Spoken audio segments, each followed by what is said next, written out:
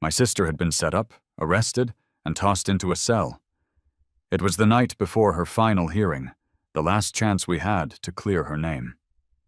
My fiancée, Elena, was also acting as my sister's defense attorney. She had been working the case for weeks, or so I thought. But then, at the 11th hour, she suddenly buried the key evidence that would have exonerated my sister. "Before we go into court tomorrow, you need to go see the plaintiff," Elena said, her voice steady and detached. "You need to beg him to drop the charges." I stared at her, unable to process what I was hearing. Beg him? Why would I do that? The evidence is rock solid. We have the footage. We can win this easily. Why on earth should I go beg him? Elena looked away, refusing to meet my eyes. Because the plaintiff is the man I've loved for 10 years. I can't let him lose this case. The heir left the room. What? And I definitely won't let him carry the stigma of filing a false accusation, she continued, as if discussing a grocery list. She reached into her purse and pulled out a bank card, holding it out to me. Your sister will get 3 years, maximum. I'll make sure she's taken care of on the inside. She'll be comfortable. I looked at the card, then back at her face. It was a face I thought I knew better than anyone's. There are $2 million on this card, she said. Consider it my compensation to you. Our wedding will go ahead as planned. All you have to do is admit that your sister injured him while she was drunk. After we're married, she added, her voice softening slightly, I'll spend the rest of my life making it up to you and Lily. The glass of water I was holding slipped from my hand. It shattered against the hardwood floor, water and shards exploding outward. Elena, I whispered, you make me sick. Her expression hardened instantly. Don't throw a tantrum, Mark. Your sister's future is entirely in my hands right now. You don't have a choice. I didn't say another word. I turned around, slammed the apartment door behind me, and walked out into the cool night air. I didn't go for a walk to cool off. I went straight to the office of the lead prosecutor assigned to the case. Ms. Wallace, I said as I walked into her office, I want to turn state's witness. Not only can I prove my sister's innocence, but I also want to personally accuse my fiancée, Elena Vance, of obstruction of justice. The prosecutor, Rachel Wallace, looked up from her paperwork. She was a sharp-looking woman who didn't suffer fools. Mr. Sterling, do you realize what you're saying? Obstruction of justice? You're accusing your own defense attorney, who also happens to be your fiancé? This isn't a game. Rachel sat back behind her large oak desk, her fingertips drumming a steady, skeptical rhythm on the surface. Her gaze was intense, dissecting me.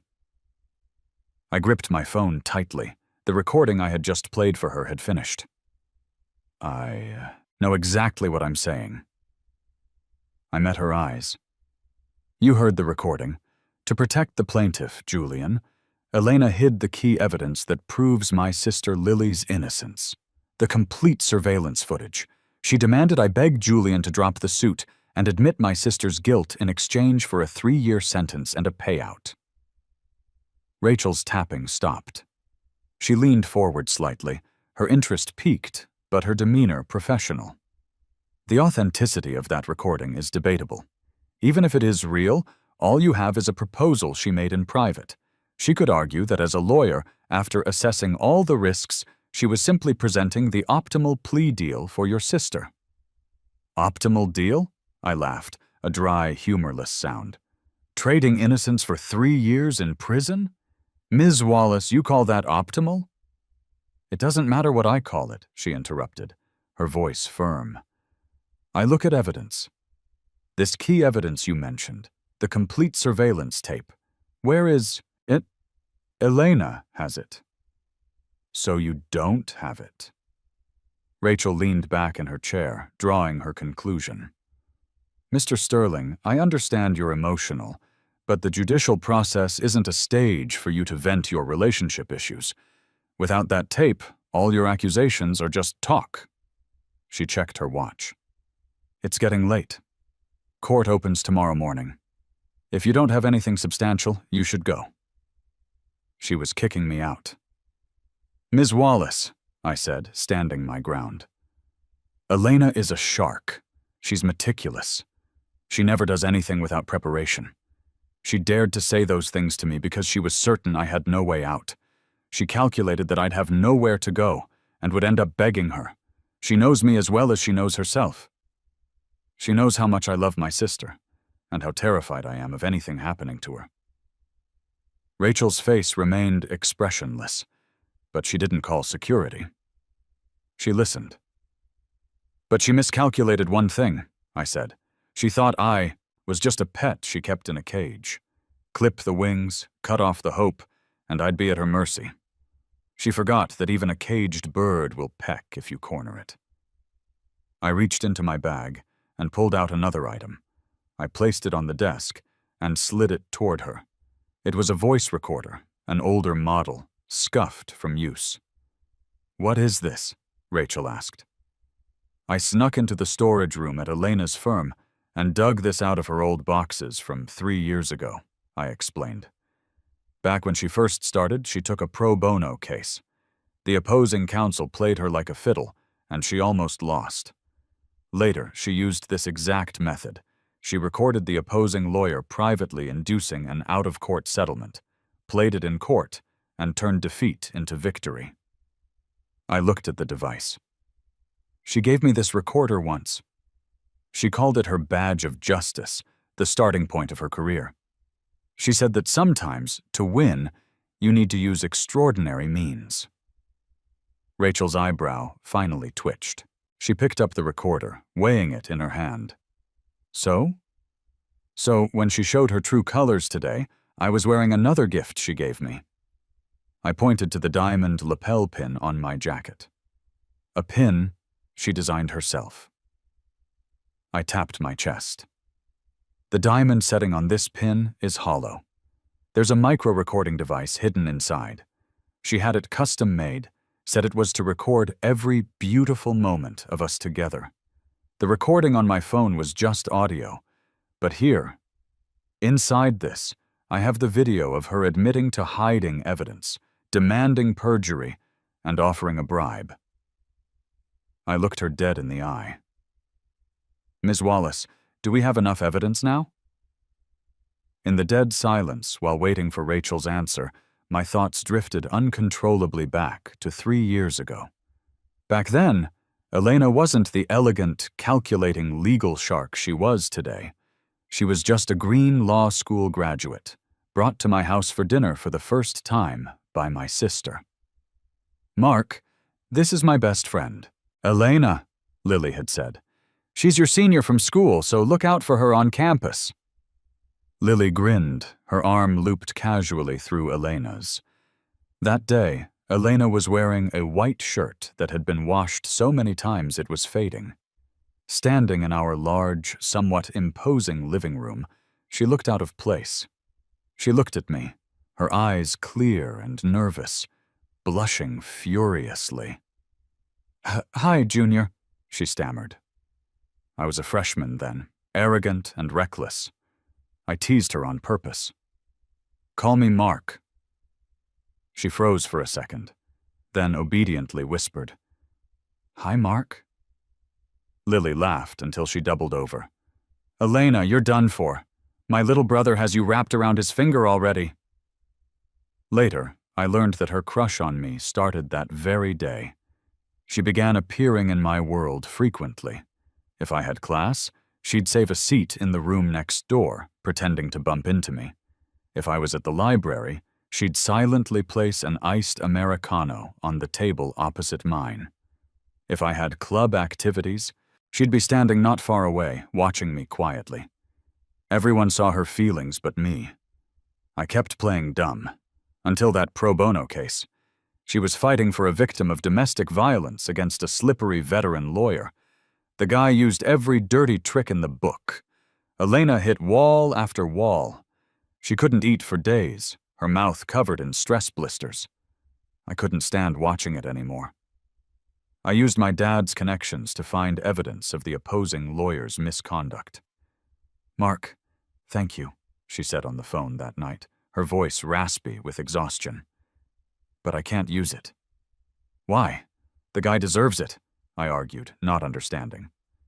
"Because it's procedurally unjust," she said stubbornly.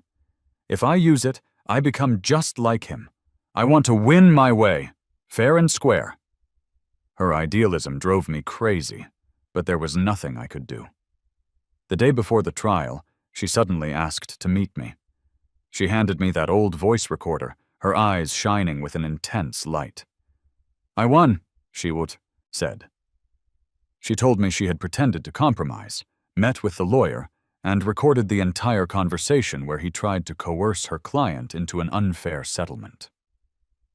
"Sometimes, to reach justice, you have to walk a path that isn't entirely lit," she said, looking at me earnestly. "Mark, thank you for making me see that. But my bottom line is that I will never hurt an innocent person." That night, she confessed to me. In the riverside breeze, she said, "Mark, I've liked you for a long time. I have no money, no background. I can't give you anything right now. But I'll work hard. I'll become the best lawyer and give you the best life. Will you give me a chance?" I looked at the stars reflecting in her eyes and nodded. After we got together, she worked like her life depended on it. In 3 years, she achieved the partner status most lawyers only dream of, becoming a legend in the industry. Our wedding date was set. The dress, the rings, the honeymoon. We chose the best we could afford. When she gave me that lapel pin, she hugged me and said, "Mark, I want to record all our happiness so we can watch it slowly when we're old." The day my sister was arrested, Elena rushed over immediately, pulling me back from the edge of a breakdown. She held me while I shook, saying firmly, "Don't be afraid. I'm here. I promise you Lily will be fine." I believed her. I pinned all my hopes on her like a drowning man clutching driftwood.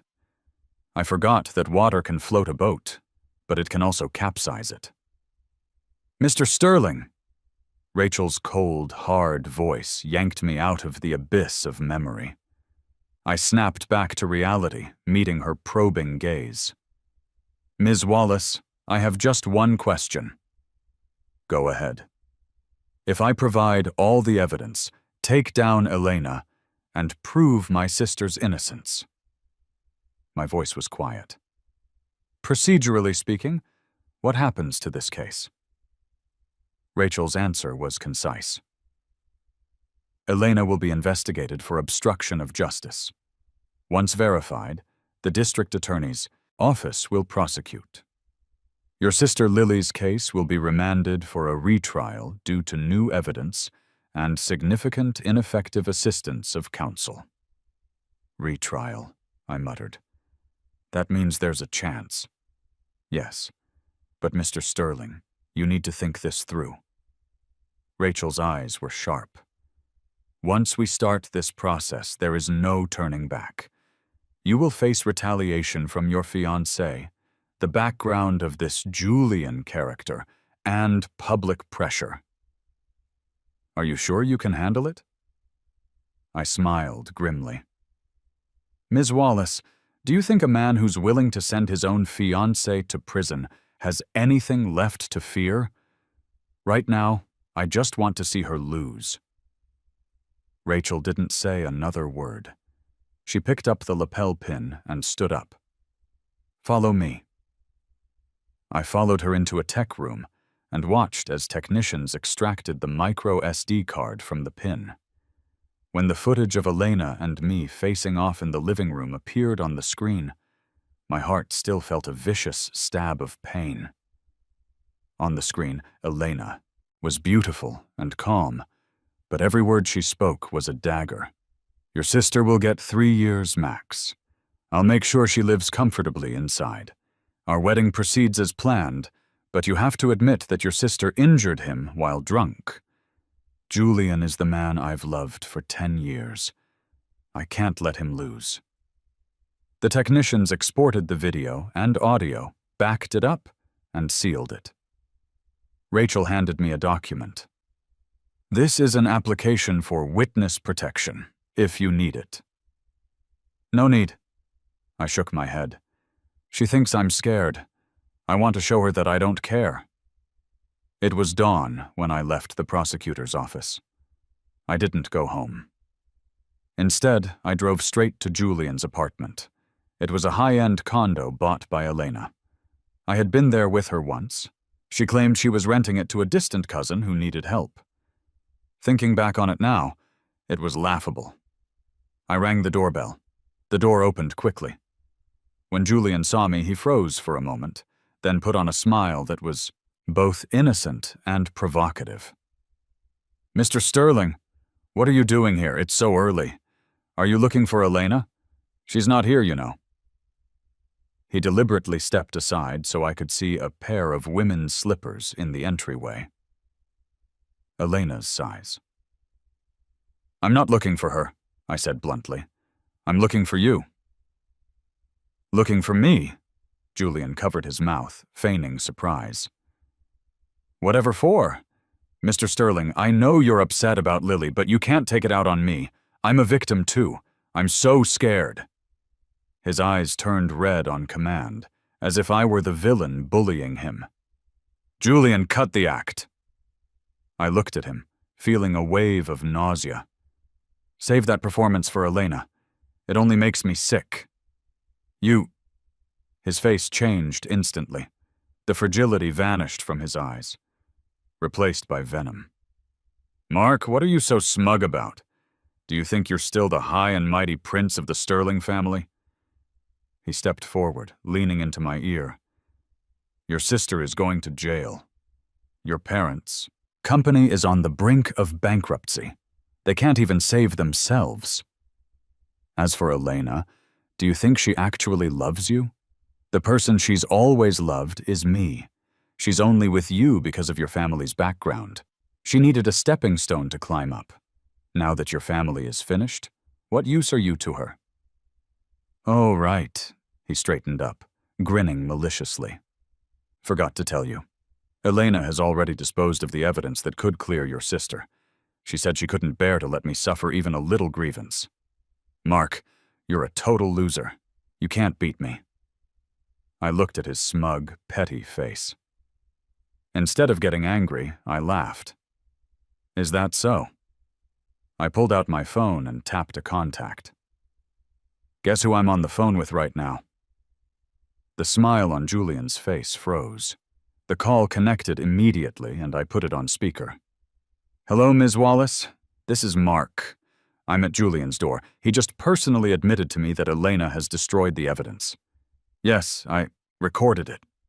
You tricked me!" The blood drained from Julian's face. He shrieked and lunged at me, trying to snatch my phone. I took a step back, dodging him easily. "Julian, the game has just begun." Just then, the elevator doors down the hall opened. Elena appeared, carrying breakfast from Julian's favorite spot. She saw me and the frantic Julian, and her face darkened. "Mark, what are you doing here?" She rushed over, pulling Julian behind her, looking at me with extreme disappointment and anger. "I warned you not to bother Julian. Why won't you listen?" Julian immediately hid behind her, eyes rimmed red again. "Elena, I'm so scared. He recorded me." "Enough!" Elena cut him off. "Mark, you have disappointed me so much. Do you insist on making this ugly?" "Ugly?" I looked at the couple in front of me and laughed. "Elena, the truly ugly part hasn't even started yet." Elena soothed Julian by her side, looking at me with blame and impatience. "Mark, I told you I would compensate you. Why do you have to be so extreme and come here to hurt Julian?" "Hurt? Elena, are you blind? From start to finish, who is hurting whom? Stop being unreasonable." Elena's voice rose. "Julian has weak health. He can't handle stress. I will handle your sister's case. Go back home right now." "Go home?" I sneered. "Elena, did you forget? Today is the final hearing for my sister. As her defense attorney, you're not at the courthouse. You're bringing breakfast to the plaintiff's house. What is this?" "You—" Elena was choked into silence, her face turning an angry shade of pale. Julian whispered from beside her, "Elena, don't be mad at Mr. Sterling. It's all my fault. I shouldn't have gotten hurt. I shouldn't have put you in a tough spot. How about we just forget it? I'll drop the suit as long as Lily doesn't hurt me again." Predictably, Elena protected him even more fiercely. "Silly, don't talk nonsense. This isn't your fault." She comforted. Julian then turned to me with an ultimatum. "Mark, I'm giving you one last chance. Go to the court right now, in front of everyone. Admit your sister acted out while drunk and ask the judge for leniency. Otherwise—" She paused, her eyes full of threat. "Otherwise what?" I didn't give an inch. "Otherwise, you'll make my fiancé personally send my sister to prison in open court. It seems you're determined to go down the hard road." She stopped looking at me and dialed a number on her phone. "Lee, execute Plan B. Submit that evidence to the court." My phone vibrated. It was a message from Rachel. "My team is at the courthouse." "But Elena just submitted new evidence, a heavily edited video. It looks very bad for your sister." "Mark, you forced me to do this." With that, she shielded Julian, didn't spare me another glance, and turned into the apartment.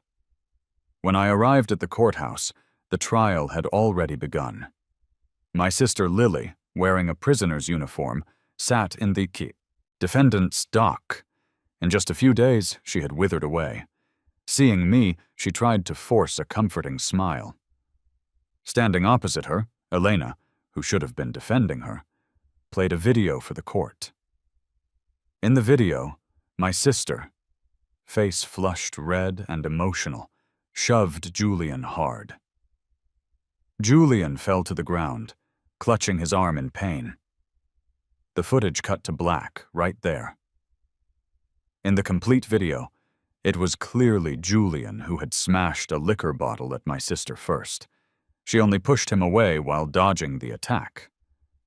Elena, she actually dared to do it. "Your Honor, members of the jury," Elena's voice echoed through the courtroom. "My client, Lily Sterling, confesses to the act of inflicting injury while intoxicated. She expresses deep remorse for her actions." "What?" Lily shot up from her chair, looking at Elena in disbelief. "I didn't! When did I admit that?" "Lily!" Elena turned back, giving her a warning glare. "Sit down." As her defense counsel, and having synthesized all evidence, the defense concedes that Ms. Sterling's actions constitute intentional injury. However, considering this is her first offense, and she has shown repentance, we plead the court for leniency in sentencing. The courtroom erupted, a defense attorney admitting her own client's guilt and asking for sentencing. This was a judicial farce. My sister was shaking with rage, pointing at Elena, unable to speak a word. Julian, sitting in the front row of the gallery, lowered his head at the perfect moment, shoulders trembling, drawing sympathetic looks from the crowd. Elena had calculated every step. She used her professional expertise to weave the perfect cage for my sister. And I was the one who had handed her the key. The judge banged the gavel, preparing to announce the verdict. Elena turned her head and looked at me in the gallery. Her eyes were calm, even containing a trace of pity. Her lips moved silently. I read them. She said, "Beg him," just as the judge was about to speak. I used every ounce of strength I had to stand up. "Your Honor, I object." Every eye in the court instantly focused on me. Bailiffs immediately moved to stop me. "Order! No outbursts from the gallery!" Elena's expression changed drastically. She stared daggers at me. My sister shouted, "Mark, what are you doing? Sit down!" I ignored everyone and looked straight at the judge. "Your Honor, I have evidence proving my sister is innocent. I also want to formally accuse defense attorney Elena Vance of forging evidence and obstruction of justice." As soon as the words left my mouth, the courtroom exploded again. "He's crazy! That man is insane! Accusing his own fiancée? What kind of soap opera is this?" Julian gasped theatrically, as if terrified. Elena shouted sharply, "Mark, have you lost your mind? Bailiff, remove him!" Just as the bailiff grabbed my arm, a voice rang out. "Let him speak." It was Rachel. She stood up from the back row of the gallery, walking forward step by step, and handed a file to the judge. "Your Honor, I am Rachel Wallace, the lead prosecutor for this jurisdiction. Just moments ago, the prosecution received significant new evidence sufficient to alter the judgment of this case. At the same time, we formally raise serious concerns regarding the professional conduct of defense attorney Ms. Elena Vance." Elena swayed slightly. She looked at Rachel in disbelief, then at me. Her eyes filled with shock and anger. "Ms. Wallace, what is the meaning of this?" "The meaning is—" Rachel turned to her, eyes cold as ice. "Ms. Vance, your game is over." The judge, after an urgent conference with the bench, announced a recess. The courtroom doors were sealed. Elena, myself, and the core legal teams were kept inside. "Mark, what the hell did you do?" Elena stormed up to me, voice lowered, practically grinding her teeth. "What did I do?" I looked back at her calmly. "I simply presented exactly what you said to me and what you did to the prosecutor. You recorded it." Realization dawned on her, and her face went pale. "That lapel pin." "That's right." I raised my hand to touch the spot where the testament of our love used to be. "Elena, you taught me. Sometimes to win, you need to use extraordinary means. I learned well. Are you satisfied?" "You—" She trembled with rage, pointing at me. "You plotted against me." "I plotted against you?" I laughed. "Elena, who plotted against whom? When you treated my sister's future and our years of love as stepping stones for your high school sweetheart, why didn't you call that a plot?" "He's not what you think." She was still making excuses. "Enough." I didn't want to hear another word. "Elena, from the moment you hid that evidence, the only place left for us to meet is in court." "Mark." She reached for my hand. I jerked back, avoiding her touch. "Don't touch me. You make me feel dirty." At that moment, Rachel walked over, smoothly stepping between Elena and me. "Ms. Vance, the district attorney's office is formally opening an investigation into your obstruction of justice. Your law license is temporarily suspended pending the investigation. Please cooperate." Elena's gaze bypassed Rachel, locking on to me. In her eyes there was shock, anger, and a trace of something I couldn't read. Hurt? Hilarious. Tech support quickly set up equipment in the courtroom. When the complete, unedited video appeared clearly on the big screen, everyone gasped. In the video, Julian was screaming vicious insults at my sister, dragging our deceased mother into his filth. My sister, pushed to her limit, tried to leave. Julian grabbed an empty liquor bottle and smashed it toward her head. She dodged sideways and instinctively pushed him away. That was when Julian fell. The evidence Elena submitted started exactly at the second my sister pushed him. The truth was out. The evidence was ironclad. "No, that's not right. Julian slumped in his chair, face white as a sheet, babbling incoherently. "She swore at me first. She was going to hit me." No one paid attention to his ravings. Everyone's eyes were fixed on Elena, whose face was ashen. She was finished. As a lawyer, forging and editing evidence to frame her own client, her career, everything she was proud of, turned to ash in that instant. The judge announced that Lily's case would be retried at a later date. Elena and Julian were detained immediately on suspicion of multiple felonies. When the bailiff stepped forward to handcuff Elena, she didn't resist. She just lifted her head, looking at me from across the crowd. Her lips moved again, forming another silent shape. This time, I had no interest in reading it. I turned around and walked toward my sister. Her eyes were red. Through the railing of the defendant's dock, she gripped my hand tightly. "Mark, Lily." I held her hand back, my voice choking up. "It's over. Let's go home." When we left the courthouse, night had fallen. I processed my sister's bail paperwork. She followed behind me, silent the whole way. Once in the car, she finally spoke, her voice hoarse. "Mark, I'm sorry." "Lily, what are you apologizing for?" I started the car, pretending to be relaxed. "The person who should be sorry is drinking prison tea right now. If I hadn't been so impulsive—" "Stop," I cut her off. "Lily, listen to me. You did nothing wrong. Facing that kind of insult and holding back as long as you did? You're practically a saint. If it were me, I would have shown him why flowers are red." I used a silly idiom to try and make her relax. Lily cracked a small smile, but the shadow in her eyes remained. How did Elena turn into this?"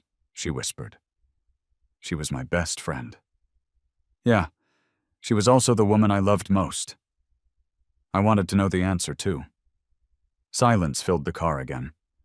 When we got home, Mom and Dad were waiting at the door.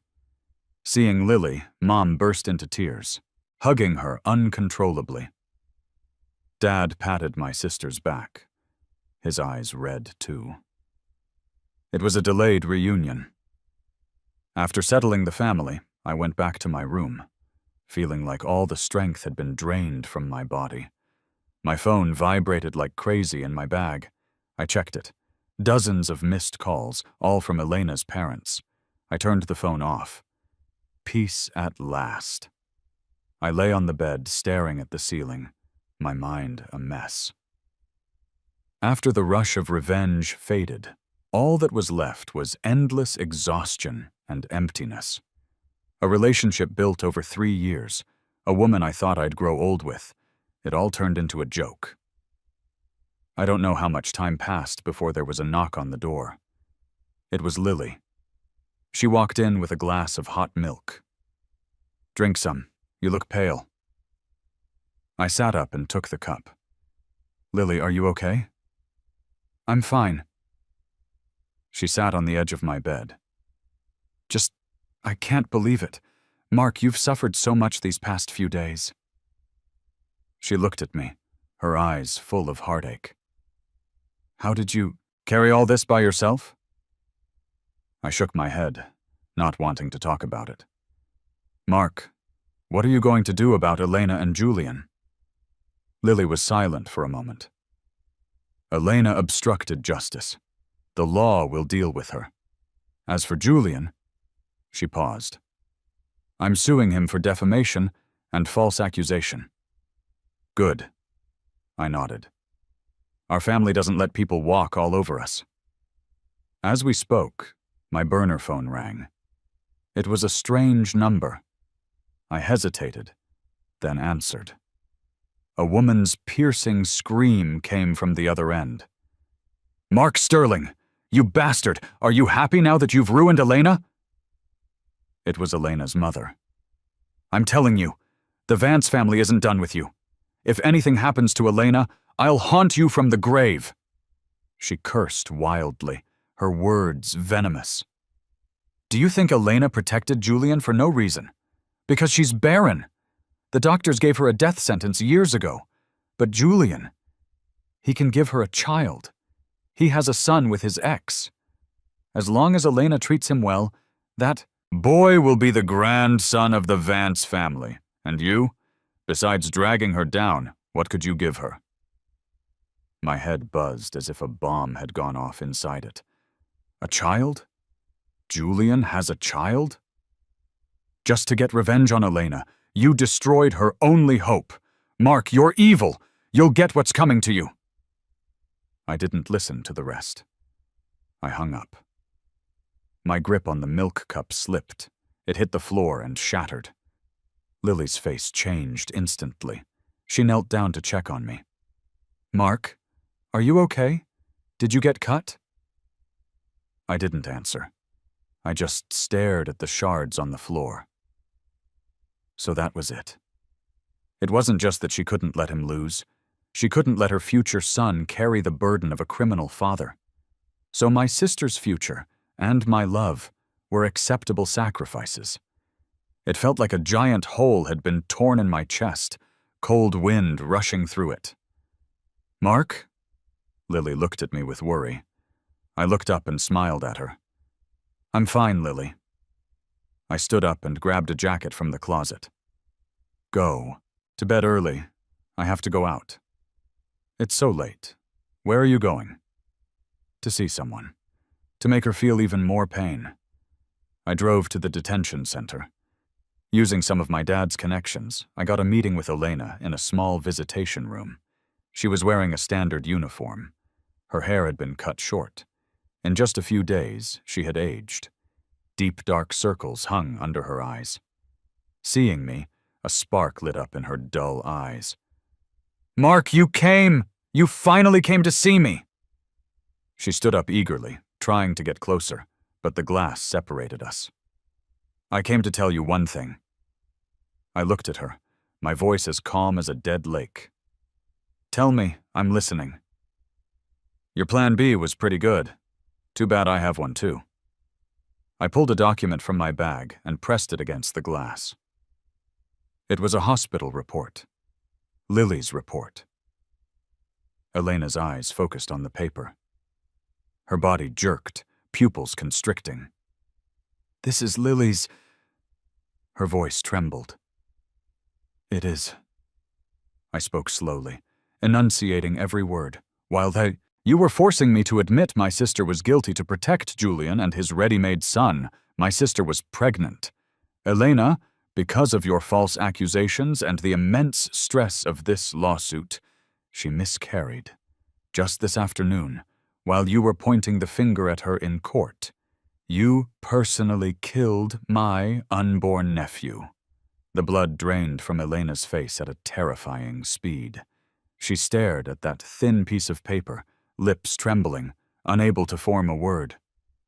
"No. Impossible," she murmured. "Why didn't you tell me?" "Tell you?" I laughed, the sound harsh in the empty room. "Tell you so you could force her to get an abortion like you forced her to plead guilty? Or tell you so you could use the child as leverage to make me submit? Elena, in your heart, beside Julian and that so-called son, is there anything that can't be sacrificed?" I didn't. She shook her head in agony, pressing her palm against the glass as if trying to push through it. "Mark, I never wanted to hurt you. I just wanted the best of both worlds. You wanted to save your first love, but you didn't want to give up your wealthy fiancé," I finished for her. "You wanted Julian safe and sound, but you also wanted to sleep soundly at night after my sister took the fall, thinking your compensation made it okay. Elena, you aren't stupid. You're greedy. You wanted everything." My gaze drifted to the wall behind her. My voice was as light as a breeze. "Too bad. You get nothing." I took back the report and put it in my bag. "Elena, This is what you owe me. What you owe my sister. What you owe the Sterling family. Now, we're even." I turned around, refusing to look at her one last time, and walked toward the door. Behind me came the sound of heavy thuds against the glass and a heart-wrenching scream. "Mark! Come back! You liar! Come back!" I didn't look back. Liar? Who was the real liar here? Walking out of the detention center, the cold night wind hit my face, and I realized my cheeks were wet with tears. Near the road, Rachel was leaning against my car door, a cigarette between her fingers, the ember glowing in the dark. Seeing me, she put out the smoke. "Done talking?" "Yeah." "Going home?" I shook my head. "Can you walk with me?" She didn't speak, just fell into step beside me. We walked along the river for a long, long time. The river wind messed up my hair and dried the last bit of moisture from my eyes. "Are you okay?" Rachel asked suddenly. I stopped and looked at her sideways. She looked back at me quietly. "The end of revenge is usually just emptiness," she said. "You used her mistake to manufacture another tragedy to punish her, but you've trapped yourself in the process." I was silent. "Mark," she said my name. "Look forward. Your life shouldn't just be about getting back at Elena." "What else can I do?" I asked, lost. "Do what you should do. Do what you like to do. Leave the guilty to the law, and then start your own new life." New life? Did I still have a new life? Elena was eventually sentenced to 4 years in prison for obstruction of justice and harboring a criminal. In court, she confessed to everything, including how Julian had framed another innocent man years ago. It turned out she had asked to meet me that night to give me a USB drive containing evidence of Julian's past crimes. She claimed she was held hostage by gratitude and tried to outsmart everyone but ended up losing it all. A man so paranoid and crazy he'd use any means to get what he wanted. And my family and I were just innocent bystanders caught in the blast radius of their absurd drama. That wrongfully accused man, after sitting in jail for 2 years, was finally exonerated and released. Julian, due to false accusation, attempted intentional injury, and multiple prior offenses, was sentenced to 15 years. He cried his eyes out in court, screaming that Elena had ruined his life. Everything settled into dust the Sterling. Family returned to its former peace. After recovering at home for a while, Lily went back to the company, steadier and harder working than before. Mom and Dad smiled more often. Only I seemed stuck in the same place. I quit my job. I stayed home every day, reading, listening to music, or doing nothing at all, just staring into space. Rachel came by a few times. She wasn't the cold prosecutor anymore. She'd bring cake I liked, or a bunch of sunflowers. She never mentioned Elena. She just talked to me or sat with me in silence. "Mark, you need to go out," she said once. "The sun is nice today." I looked out the window and shook my head. I knew I was sick. Psychologically. The betrayal was like a knife that not only severed my love, but also cut off my trust in the world. I started fearing intimacy, fearing giving my heart, fearing being hurt again. Lily was worried about me and took me to a therapist. The doctor said I had PTSD. I needed time and love. Lily pushed aside her work to be with me every day. She took me hiking, to the beach, to all the places we went as kids. She clumsily learned to tell jokes and cook my favorite dishes. "Mark, look, there are still so many beautiful things in this world," she said, pointing at the sunrise over the ocean. "Don't lock yourself away because of one rotten person." I looked at her profile, lit by the morning sun, and nodded. One day, Lily's company held a celebration banquet for completing a major project. She dragged me out of the house to go. At the banquet, surrounded by toasts and perfumes, wearing a suit, I felt like an outsider. I didn't fit in. I found a corner to hide in, watching my sister navigate the crowd with ease. She really had grown up. "Alone?" Rachel's voice came from beside me. She was wearing a casual suit today, having shed the uniform. She looked less sharp, softer. "Ms. Wallace." I raised my glass to her. "You can call me Rachel," she said. "Okay, Rachel." We fell into silence after a while. She suddenly asked, "Do you still love her?" I knew who she meant. I shook my head. "No." "Do you hate her?" I thought about it, then shook my head again. "I don't think I hate her anymore either. When I saw her lose everything in court, the hate vanished. All that was left was an indescribable fatigue." "That's good." Rachel looked at me earnestly. "Mark, forget the past. Let yourself off the hook." "I'm trying," I said.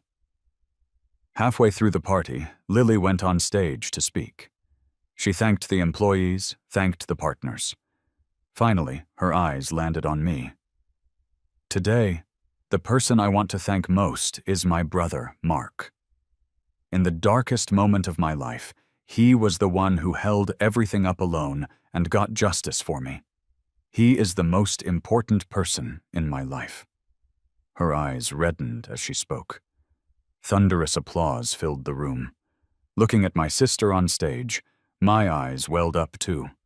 I hadn't told anyone, not even Lily. Those words I said to Elena in the visitation room were a lie. I forged that miscarriage report. I just wanted her to taste what it felt like to lose the most important thing. But I never expected that on the day of the final verdict, Elena's lawyer would find me. He gave me a letter. In it, Elena wrote down the whole truth, a version completely different from what her mother had screamed at me. She wasn't infertile. Julian had tricked her with a forged medical report from overseas, making her believe she couldn't have children. Julian's mother had been a benefactor to the Vance family, so Elena had always looked out for them. When she fell into despair over being barren, Julian swooped in, claiming he had a son he could have her adopt to carry on her family line. She believed him. To repay a debt of gratitude, and for that false hope, she walked step by step into Julian's trap until she was in too deep. At the end of the letter, she wrote, "Mark, I don't ask for your forgiveness. I just want you to know that from beginning to end, the only person I ever loved was you. My feelings for you were real. The moments recorded in that pin were real. If I could do it all over again, I'd wish we never met in that living room. I'm sorry." After the party, Rachel drove me home. Halfway there, she stopped by the river. The same place we walked that night. "Mark," she unbuckled her seatbelt and turned to me. I know saying this now might be bad timing, but I don't want to wait anymore." She pulled a small box from her pocket and opened it. Inside wasn't a ring, but a key. A very ordinary house key. "This is the key to my place." She looked at me, her eyes filled with a gentleness and nervousness I'd never seen before. "I don't want to see you staying in that empty house alone anymore. I don't want to watch you from the window. I want to walk into your world, pull open the curtains, and let the sun inside." "Mark, I know you're hurt. I know you're scared. It's okay. We can take it slow. You don't have to love me, but please give me a chance to love you." I looked at the key in her hand, then at the stars in her eyes. That light was very similar to the look in Elena's eyes when she confessed to me years ago, but also completely different. Elena's light was the ambition and desire that burned herself up. Rachel's light was the warmth and steadiness that wanted to illuminate someone else. I reached out, and under her expectant gaze, I slowly closed the box. "Rachel," I whispered, watching the light in her eyes dim instantly. "This is too fast for us." Rachel's shoulders slumped. She pulled her hand back, a disappointment on her face I'd never seen. "I'm sorry. I was too impatient. It's okay. Pretend I never said it. But," I interrupted, catching her eyes as she looked up. "I think we can start as friends." I took the box from her hand, opened it, took out the key, and weighed it in my palm. "For example, as a friend going to your place to mooch a meal shouldn't be crossing the line, right?" Rachel froze. She stared at me blankly for a few seconds before realizing what I meant. Pure joy lit up her eyes instantly. "Not at all. Not crossing the line at all." She was so excited she started rambling. "What do you want to eat? I can cook anything. I'll go buy groceries right now." Watching her fumble to start the car, I couldn't help but laugh. It was the first time in a long time that I laughed from the heart. Turns out opening the curtains isn't that hard. You just need a little bit of courage. Rachel and I really started as friends. She never mentioned love or being together again. She just stayed by my side like a true friend. She took me to farmers' markets, teaching me how to tell which fish were freshest. She took me hiking on trails, showing me which plants could be used as medicine. She took me to symphonies, and I accompanied her to watch boring soap operas. In a silent, nurturing way, bit by bit, she pulled me out of my shell and back into the world of the living. My life started to have color again.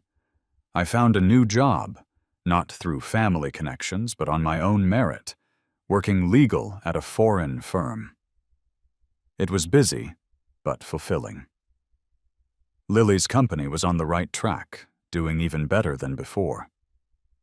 Everything was getting better. A year later, Lily got married. The groom was her college classmate, a cheerful and reliable guy. At the wedding, as family, I went up to give a speech. I looked down at the happy smiles of Lily and her husband, at the relieved looks in my parents' eyes, and saw Rachel in the crowd, watching me. She was smiling too, her eyes full of blessings and warmth. In that moment, I suddenly felt that I had truly moved on. After the wedding, I went home with Rachel. "Congratulations," she said. "Congratulations to you too," I said. "Congratulations for what?" She paused. I took the small key box out of my pocket and handed it to her. Her expression froze. "Mark, you..." "Open it." Her hands, trembling, she opened the box. Inside, beside the key she gave me, lay another one. It was the key to my house. "Rachel," I looked at her earnestly. "We've been friends for a year. I think we can take a step forward, like becoming the kind of relationship where we exchange house keys." She looked at the two keys lying side by side on the velvet, and her eyes instantly turned red. This woman who commanded the courtroom and made criminals tremble stood there crying like a child, too emotional to speak. She hugged me, holding on tight as if trying to merge me into her very bones. "Mark." Her voice was muffled in my shoulder, thick with emotion. "Thank you." I reached out and hugged her back. "No. I should be thanking you. Thank you for reaching out when I fell into the abyss. Thank you for patiently walking with me through the darkest road. Thank you for making me believe again that there is still light in this world." A few months later, I saw news about Elena. She had behaved well in prison and received a sentence reduction. The report included a recent photo. She was much thinner, much older. The high-spirited arrogance between her brows was gone. I heard her parents sold their assets to pay off the debts from her lawsuits and moved out of the city. I closed the news app. My phone rang. It was Rachel. Off work yet? I'm downstairs. Coming? I packed my things and walked out of the office building. Rachel's car was parked by the curb. She was leaning against the door, the sunset bathing her in a warm, golden outline. Seeing me, she smiled. I opened my arms to her. She ran toward me, crashing into my embrace with warmth. Everything in the past was just the prologue. My brand new life was just beginning.